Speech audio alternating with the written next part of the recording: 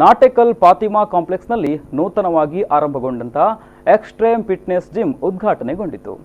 ದೇರಳಗಟ್ಟೆ ಸಮೀಪದ ನಾಟಿಕಲ್ ಫಾತಿಮಾ ಕಾಂಪ್ಲೆಕ್ಸ್ನಲ್ಲಿ extreme fitness gym ಶುಭಾರಂಭಗೊಂಡಿತು.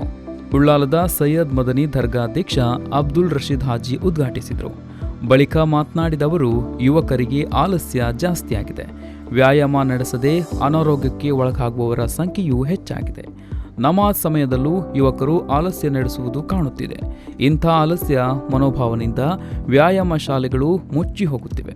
ದುಬಾರಿ ಬೆಲೆಯ ಸಾಮಗ್ರಿಗಳ ಜೊತೆ ಜಿಮ್ ಅನ್ನು ಸ್ಥಾಪಿಸಿರುವ ಪಾಲುದಾರರಾದ ಶಬೀರ್ ಮತ್ತು ರಾಮಕೃಷ್ಣ ಅವರು ಯುವಕರನ್ನ ಉತ್ತಮ ತರಬೇತಿಯನ್ನ ನೀಡುವಂತಾಗಲೆಂದು ಹೇಳಿದರು.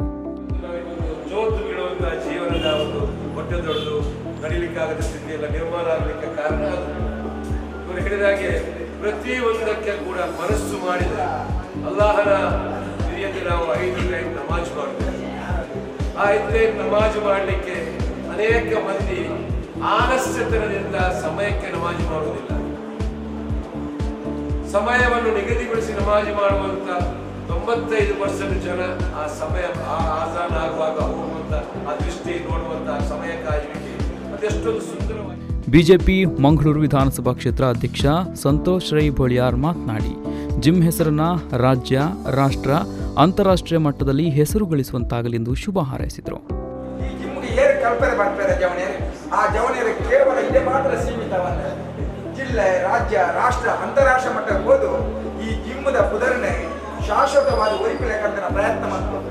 ಎಂಚ ಮಾಡ್ಬೋದು ನಮ್ಮ ಬೊಡ್ಚಂದನ ಚಟವನ್ನು ಕೈತಡೆ ಬಂದರೆ ಆರೋಗ್ಯ ಸುಧಾರಣೆ ಆಗೋಣ ಇಂಚಿನ ಈ ಜಿಮ್ಗೆ ಬರ್ತದೆ.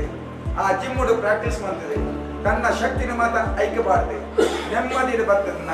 ಅವು ಜಿಲ್ಲೆ, ರಾಜ್ಯ, ಅಂತಾರಾಷ್ಟ್ರೀಯ ಮಟ್ಟಕ್ಕೆ ಸಾಧ್ಯತೆ. ಉಮಾರ್ ಮೌಲ್ವಿ ಆಲೆಕಳ್ ಇವರು ದುವಾ ನೆರವೇರಿಸಿದರು.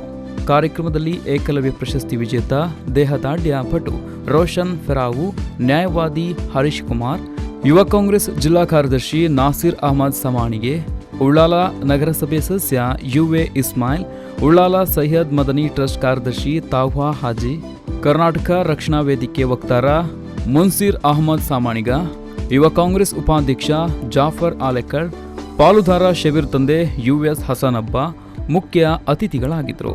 ಮೊಹಮ್ಮದ್ ಶಬೀರ್ ಮತ್ತು ರಾಮಕೃಷ್ಣ ಕುತ್ತಾರ್ ಮಾಲೀಕತ್ವದಲ್ಲಿ ಜಿಮ್ ಸ್ಥಾಪನೆಗೊಂಡಿತು.